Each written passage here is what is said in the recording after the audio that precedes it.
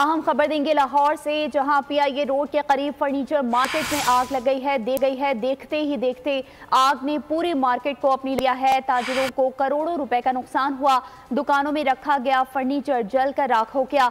आग लगने से किसी जानी नुकसान की इतलात मौसूल नहीं हुई है। खबर है ये लाहौर से, जहां पीआईए रोड के करीब फर्नीचर मार्केट में आग लग गई है। देखते ही देखते आग ने पूरी मार्केट को अपनी लपेट में ले लिया।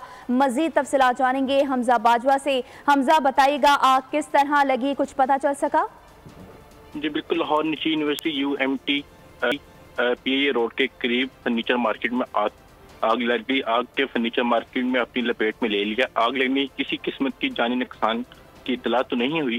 फर्नीचर मार्केट में आग लगने से ताजर का करोड़ों का माल खाकसर हो गया। रेस्क्यू अमले के मुताबिक मौके पर पहुंच चुका है और रेस्क्यू की जानिब से कूलिंग का अमल भी शुरू कर दिया गया है। आतिशबाजी फर्नीचर की 3 दुकानें जलकर खाकसर हो गई। आग मार्केट के बाहर इलेक्ट्रॉनिक पोल से शॉर्ट सर्किट की बाइश लगी है।